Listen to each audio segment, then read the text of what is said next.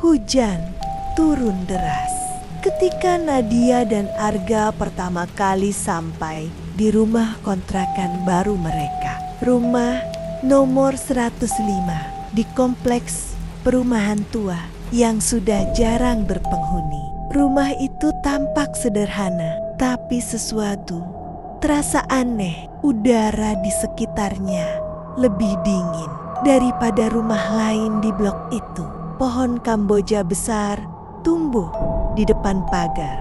Daunnya menggantung seperti tangan yang letih. Pemilik rumah, seorang pria kurus bernama Pak Sandi, hanya berkata singkat sebelum menyerahkan kunci. "Kalau malam, jangan buka jendela lantai bawah, Bu. Anginnya suka bawa suara." Nadia menatapnya bingung, tapi tidak banyak bertanya.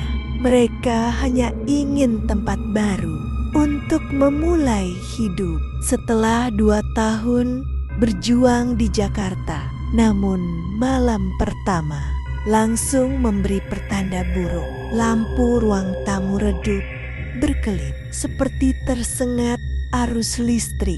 Dari loteng terdengar suara langkah kaki lambat. Tok, tok, tok. Dan jam dinding berhenti tepat pada jam 2:17. Keesokan paginya, Nadia mencium bau aneh di ruang tamu, seperti daging busuk bercampur tanah basah.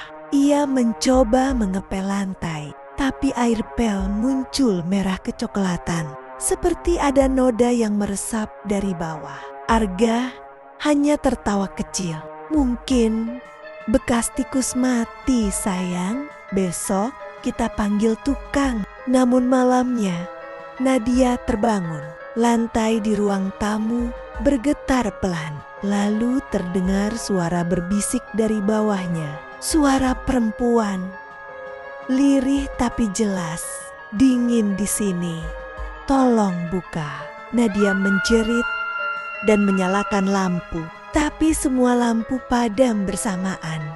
Dalam kegelapan, ia mendengar suara seretan kuku di ubin mendekat ke arah kamarnya. Ketika Arga bangun dan membuka pintu, hanya ada bekas lumpur berbentuk telapak tangan kecil di depan pintu kamar.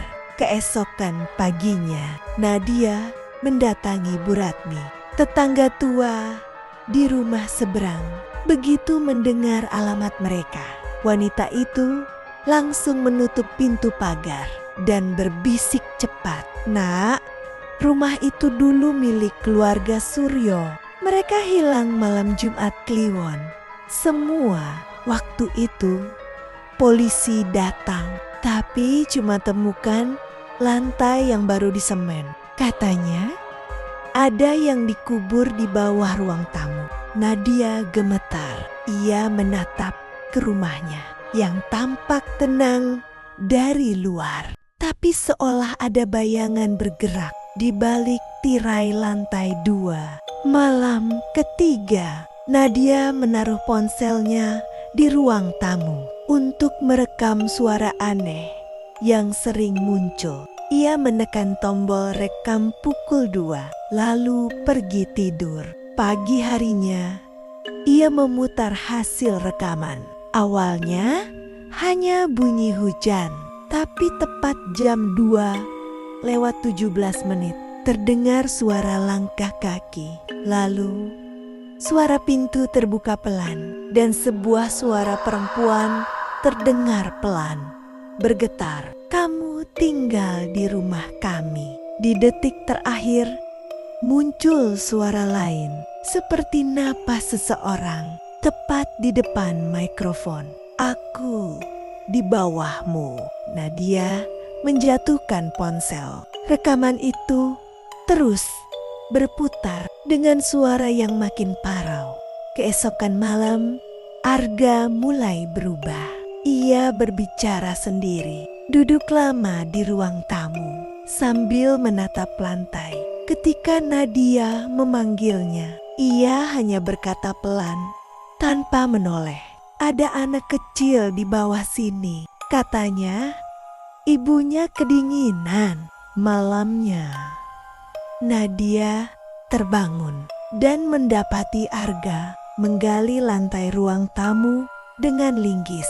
Lantainya retak dan dari celahnya keluar cairan hitam pekat berbau anyir. Nadia menjerit, tapi Arga menoleh dengan wajah kaku. Matanya kosong. Sudah kubuka sayang, sekarang mereka bisa naik. Lalu dari lubang di lantai itu, tangan-tangan pucat muncul satu persatu, meraih kaki Nadia. Tangisan anak kecil bergema di seluruh rumah. Pagi harinya, tetangga melihat pintu rumah 105 terbuka lebar. Tidak ada siapa-siapa di dalam, tapi lantainya disemen ulang dengan rapi. Pak RT yang penasaran mencoba masuk dan mendapati sesuatu yang membuatnya muntah ketakutan. Di dinding ruang tamu tertulis dengan darah 02/17 Januari Gan pernah tutup lantainya lagi.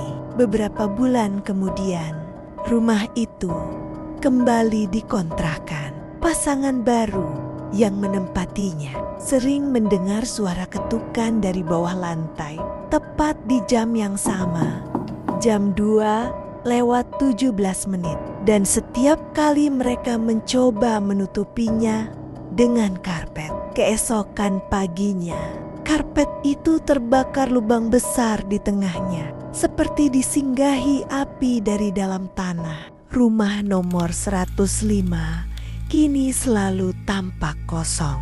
Tapi kalau kamu lewat di depan rumah itu sekitar jam 2 pagi, kadang terlihat cahaya lampu menyala sendiri dan bayangan seseorang berdiri di jendela lantai 2 menatap lurus ke arahmu sambil berbisik, "Ada tempat kosong di bawah sini. Kamu mau tinggal bersama kami?"